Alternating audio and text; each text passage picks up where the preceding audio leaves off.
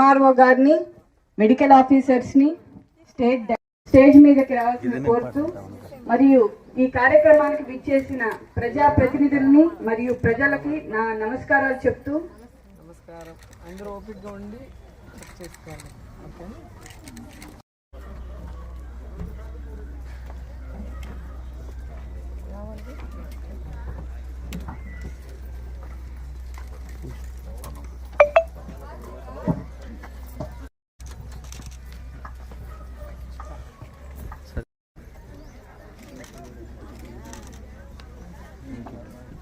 శ్రీమతి రోజా గారికి స్వాగతం.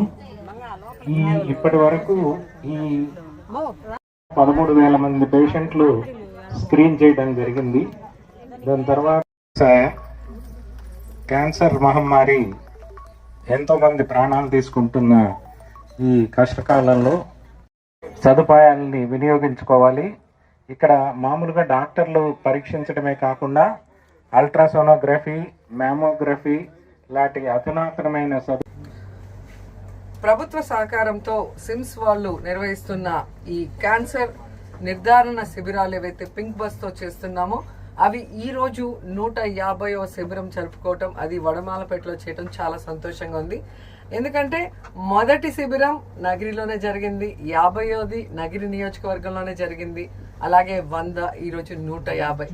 ఒక మహిళా ఎమ్మెల్యేగా, మహిళా మంత్రిగా నా నియోజకవర్గం మహిళల కోసం నేను మరి పింక్ బస్తో ఎప్పటికప్పుడు సంప్రదిస్తూ మహిళల కోసం పనిచేస్తూ ముందుకు వచ్చాను. ఎందుకంటే ఇక్కడున్న మహిళలందరూ కూడా వర్కింగ్ ఉమెన్, కూలీ పనులకు వెళ్ళే వాళ్ళు, వాళ్ళ ఆరోగ్యం గురించి పట్టించుకోని వాళ్ళు. సో వాళ్ళకి ఆరోగ్యశ్రీ ఉన్నా కూడా వాళ్ళకి సీరియస్ అయితే తప్ప హాస్పిటల్కి వెళ్ళని వాళ్ళు. అందుకే ఎక్కడికక్కడ వాళ్ళ గ్రామాల్లోనే ఈ క్యాన్సర్ నిర్ధారణ శిబిరాలను ఏర్పాటు చేసి చుట్టుపక్కల ఉన్న విలేజెస్ నుంచి మహిళలందరినీ పిలుచుకొచ్చి స్క్రీనింగ్ చేస్తున్నాం. ఈ ఒక్క జిల్లానే కాకుండా తిరుపతి, చిత్తూరు, అన్నమయ్య కలిపి ఇప్పటికీ 149 క్యాన్సర్ నిర్ధారణ శిబిరాలను చేయటం జరిగింది. దాదాపుగా 13,000 మందిని స్క్రీనింగ్ చేయటం కూడా జరిగింది. సో ఈరోజు ఎవరైతే క్యాన్సర్ ఐడెంటిఫై అవుతుందో వారందరికీ కూడా ఫ్రీ ఆఫ్ కాస్ట్ ఆరోగ్యశ్రీ కింద వారికి ట్రీట్మెంట్ కూడా ఇవ్వటం జరుగుతుంది. సో ఇక్కడ స్క్రీనింగ్లో మీరు చూస్తే నోటి క్యాన్సర్ కానీ, రొమ్ము క్యాన్సర్ కానీ, అలాగే గర్భాశయ క్యాన్సర్ గురించి ఇక్కడ వీళ్ళందరూ కూడా టెస్ట్లు చేయటం జరుగుతుంది. So prevention is better than cure అంటారు. అందుకే వచ్చిన తర్వాత బాధపడే కన్నా ముందుగానే ఐడెంటిఫై చేస్తే ఈజీగా క్యూర్ చేయొచ్చు. అందుకే ఈ క్యాన్సర్ నిర్ధారణ పింక్ బస్ని మరి శిబిరాల ద్వారా ప్రజలందరికీ అందుబాటులోకి తీసుకురావడం జరుగుతుంది. సో 150వ శిబిరం వచ్చి వడమాలపేట హెడ్ క్వార్టర్స్లో జరుగుతుండడం చాలా హ్యాపీగా ఉంది. ఈ బస్తో పాటు భవిష్యత్తులో మన ఎంపీ, రాజ్యసభ సభ్యులు వేం ప్రభాకర్ రెడ్డి గారు మరొక బస్సు మహిళల కోసం డొనేట్ చేయడం జరిగింది. సో ఆయనకి కూడా మనస్ఫూర్తిగా అభినందనలు తెలియజేస్తూ మహిళలకు సపోర్టివ్గా ఉన్న అందరికీ కూడా మనస్ఫూర్తిగా కృతజ్ఞతలు తెలియజేసుకుంటున్నాను.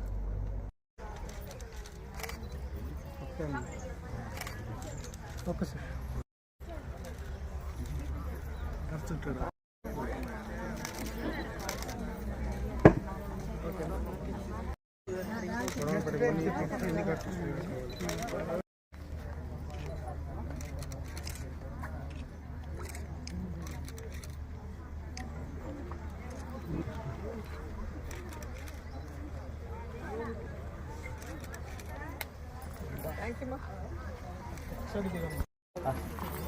వెనక్కి రావాలి మేడంతో.